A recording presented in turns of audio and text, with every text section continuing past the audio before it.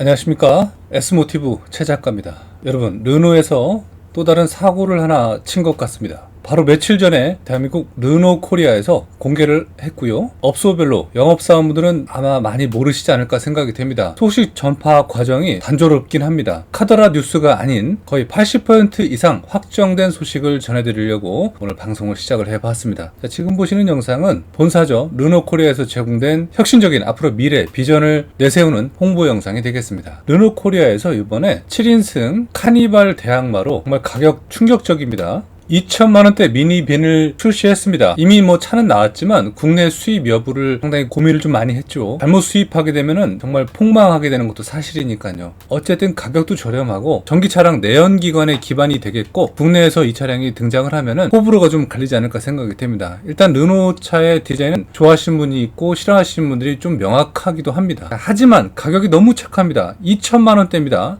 그리고 미니밴입니다. 안녕하십니까, S모티브 최 작가입니다. 본격적인 정보를 좀 드리도록 하겠습니다.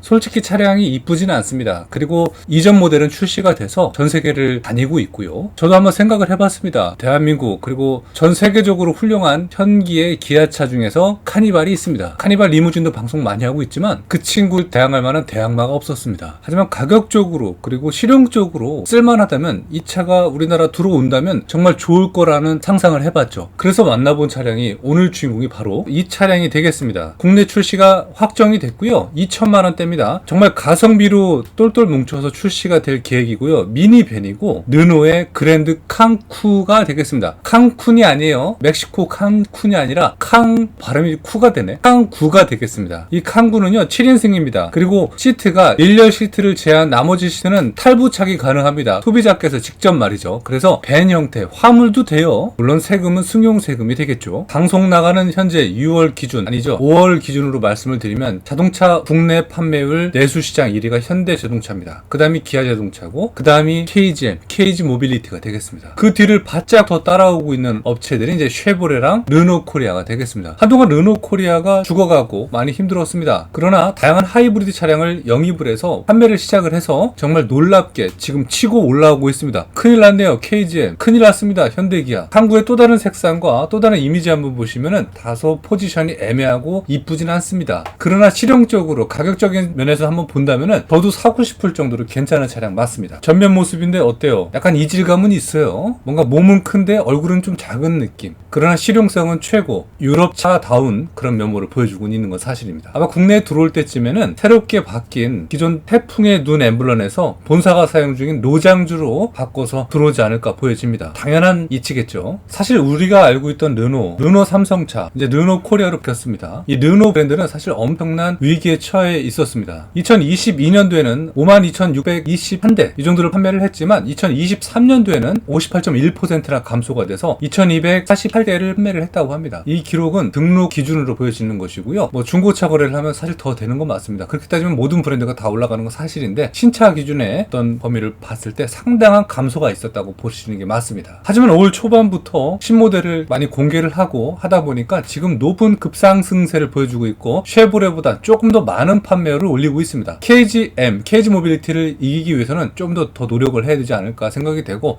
이 칸구를 들여온다면은 KGM도 힘들어지지 않을까 생각이 되네요. 르노 칸구는요 1997년도부터 지금까지 약 20년 동안 많은 관심과 사랑을 받고 있는 차량입니다. 전세계 50개 이상의 과에서 약 440만 대 이상이 판매된 인기 높은 차량이 되겠습니다. 정말 많이 팔렸습니다. 여러분들 잘 아시는 그랜저, 제네시스보다 훨씬 더 많이 팔린 차량이에요. 사실은 현재 판매 중인 차량은 두 가지로 나뉠 수가 있습니다. 2021년도에 등장한 3세대 모델 칸구하고 2023년도 바로 작년에 공개한 이 롱바디 모델의 그랜드 칸구가 존재하게 됩니다. 바로 이 친구가 2021년도 3세대 모델 칸구가 되겠습니다. 귀엽지 않습니까? 범블비 같은 느낌도 들고 실용성은 대박이라고 합니다. 저도 못 타봤습니다. 영상 속의 이 차는 일본의 어떤 분의 소유 차량이 되겠습니다. 이렇게 사다리 그리고 양문 뒤에가 개방 형태가 아주 예술입니다. 루프렉도 있고 애프터마켓에서 다양한 용품들도 제가 발견해서 실용성이 정말 좋은 차량이 되겠습니다. 그랬던 이 3세대 모델 칸구가 이렇게 2023년형 롱바디 모델 그랜드 칸구로 완성이 됐습니다. 잘 보시면 보시면요, A 필러, B 필러, C, D 필러부터는 카니발을 연상시킵니다. 어차피 벤 형태들은 비슷한 플랫폼으로 갈 수밖에 없습니다. 이 형태에 대한 플랫폼이 말이죠. 거기에 준하게 상당히 그랜드하게 됐습니다. 3세대랑은 완전 다른 차량이 됐다고 보시는 게 맞습니다. 그래서 훨씬 더 확장되고 길어진 느낌이고 7인승이고, 근데 국내에 출시될 때 2천만 원대로 들어온다는 사실은 더 놀랍습니다. 만약에 이런 분위기라면 저도 제 사업자로 하나 구입을 해서 할 계획입니다. 정말로 말이죠. 사실 그렇습니다. 스탠다드 모델하고 그랜드, 지금 그랜드 모습이긴 한데 두 가지를 어떤 거를 들여올지 지금 고민을 하고 있다고 합니다. 아마 확정이 되고 일정이 확정이 되면 영업사원분들께 말씀을 아마 드릴 거예요. 본사에서. 이 그랜드 칸쿠의 재원상 수치를 말씀으로 한번 드려보면은 전장 길이가 4910mm입니다. 큽니다. 많이 커요. 많이 길어요. 카니발만한 거예요. 정말로.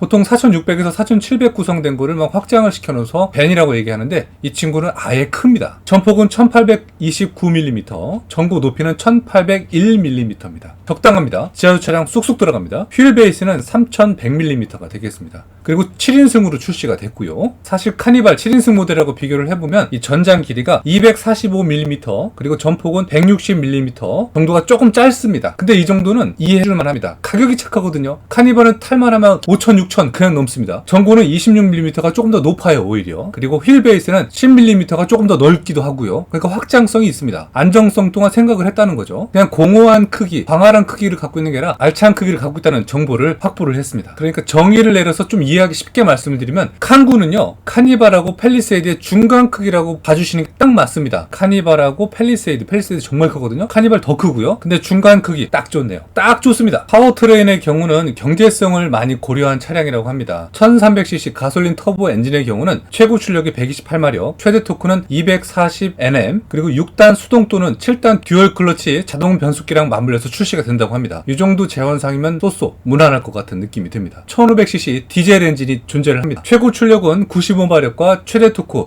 260Nm, 변속기는 6단 수동 변속기로 단일로 판매가 될 예정이라고 합니다. 들어오면은 르노마스터처럼 수동밖에 없다라는 추측을 또 해볼 수가 있는데, 아마 가솔린이 대세이기 때문에 가솔린 7단 듀얼 클러치 자동 변속기로 아마 출고들 많이 하실 거예요. 전기차도 있다라는 거 초반에 말씀을 드렸죠. 그 면모도 참고하시면서 기대가 됩니다. 그러니까 거의 뭐 확정이 됐고 칸구가 어떤 식으로 스펙을 갖고 들어올지가 기다리시면 좋을 것 같아요. 그러나 거의 유력한 이 메인 모델 그랜드 칸구 E테크 모델은요, 최고 출력이 120마력, 최대 토크는 245Nm을 자랑하고 전기 모터를 적용을 했다고 합니다. 그래서 전기의 경우는 48kWh 용량의 리튬 이온 배터리를 적용을 했고, 완충 후 WLTP 기준 최대 265km를 주행을 할 수 있다고 합니다. 한국 인식에 대한 기준으로는 조금 짧기도 합니다. 그래서 아마 내연기관이 더 인기가 많은 차량으로 보여지고 가격도 내연기관이 2천만 원대가 맞습니다. 현재 저희한테 공개된 연비로, 공식 연비로 내연기관 기준으로 봤을 때 전비가 아니라 연비입니다. 18.5km의 높은 연비를 자랑할 거라는 정보를 확인을 했습니다. 전기 버전의 경우는 이 로고 엠블럼 쪽이 충전구로 바뀐다고 합니다. 바로 이렇게 말이죠. 이렇게 열어서 엠블럼 쪽으로 충전구를 삽입을 해서 충전의 형태를 이루게 되는 것이죠. 전체적인 느낌은 이렇습니다. 뭐 괜찮아요. 위에가 좀 높아서 그렇지. 어떤 분들은 그러십니다. 약간 측면부가 스타리아 같다고. 하지만 제가 스타리아 유저로서 좀 타다가 팔긴 했지만 스타리아랑은 좀 다른 느낌을 받긴 합니다. 스타리아는 좀 더 일본차 성향에 가깝습니다. 유럽 형태보단 말이죠. D필러 쪽이 커터 글라스도 상당히 이쪽 말이죠. 큰 사이즈로 적용된 게 이 그랜드 칸구의 특징입니다. 실내가 정말 인상 깊고 독특합니다. 지금 보시면요, 핸드폰 거치대가 달려있는 것 같아요. 이게 기본 순정일지 어떻게 될지는 좀 기다려봐야 될 것 같고요. 어떤지는 좀 의문이긴 합니다. 기대가 좀 되긴 합니다. 8인치 디스플레이가 기본적으로 장착이 되고 옵션으로 제공되는 10인치 디지털 클러스터, 그리고 대시보드의 휴대폰 거치대가 저는 매우 인상 깊게 좀 보입니다. 많이 독특합니다. 대부분 애프터마켓에서 구입해서 다는 게 기본이었는데 아예 장착이 돼서 나오니까 이거 참 좋은 것 같아요. 근데 제가 이렇게 말씀을 드리고 싶어요. 역시 이 르노 차량들은 실내에는 큰 기대를 하지 않는 게 좋겠다 생각이 됩니다. 솔직히 현대기아, KG 모빌리티가 좀 너무 잘하긴 합니다. 아마 느낌상 쉐보레도 잘하지만 쉐보레랑 르노랑 좀 비슷한 느낌을 좀 갖긴 합니다. 전자식 파킹 브레이크 위치도 확인할 수가 있고요. 공조기도 단조롭게 되어 있습니다. 버튼식 시동키가 적용이 됐고 반자율도 기본적으로 들어가 있고요. 기아 변속기는 이렇게 가운데 센터 기준으로 설계가 됐지만 디자인적으로 왼쪽으로 약간 밀려난 느낌도 받기도 합니다. 우드 트림이 적용된 사례가 된 것 같고요. 계기판은 또 시인성이 좋을 것 같습니다. 헤드업 디스플레이 HUD는 없는 것 같고요. 알루미늄 또는 스테인레스 브레이크 페달, 엑셀레이터 패드는 존재하지 않는 것 같습니다. 오디오 시스템은 큰 기대를 할 수가 없을 것 같습니다. 서라운드도 A-필러에 장착이 되어 있고 부족하겠지만 우퍼도 도어 트림에 장착이 되어 있는 것 같습니다. 하지만 이 시스템에 구성되어 있는 디자인적 요소로 봤을 때 뭔가 사운드가 분산되지 않을까 생각이 되고 벤 형태들은 대부분 사운드 효과가 좀 부족한 건 사실입니다. 제가 현대자동차 스타리아를 출고할 때 보스 시스템 최고급을 주문을 해서 출고를 받아봤는데 많이 부족했었고요. 제네시스도 최고 풀옵션을 제공했는데도 많이 부족했던 것도 사실입니다. G90은 조금 신경 쓰긴 했더라고요. 이 버전은 상업용 버전이 되겠습니다. 칸구 익스프레스와 전기 버전 이테크 옵션도 따로 존재했다고 합니다. 창이 없는 거죠. 그냥 벤이에요. 얘는 숏바디로 보여집니다. 실내 공간 한번 보도록 하겠습니다. 시트의 배열은 다음과 같이 되어 있습니다. 이 정도면 카니발 잡을 거 확실하고요.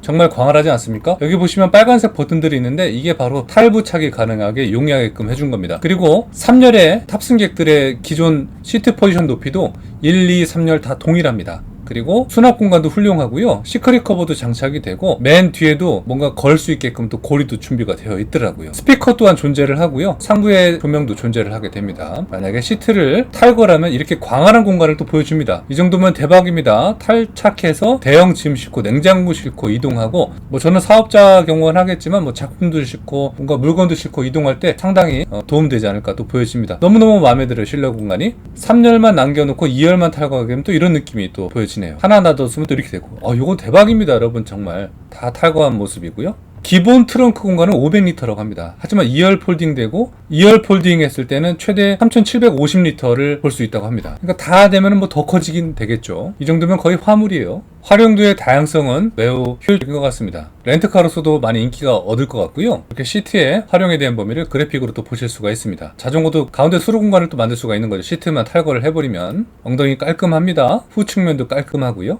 이렇게 많은 사람들이 타서 헤드 공간과 무릎 공간이 여유가 있으니까 넉넉한 마음으로 이동을 하실 수가 있는 범위가 됩니다. 자, 그래서 마지막 정보 드릴게요. 그랜드 칸쿤은요, 트림이 총 3가지로 지금 예상이 된다고 합니다. 기본형은 어센틱부터 이퀄리 브레, 그리고 최상위 등급 테크노 트림까지 선택이 가능하다고 합니다. 다시 말씀드릴게요. 3가지 종류에서 어센틱, 이퀄리 브레, 테크노까지 총 3가지가 존재합니다.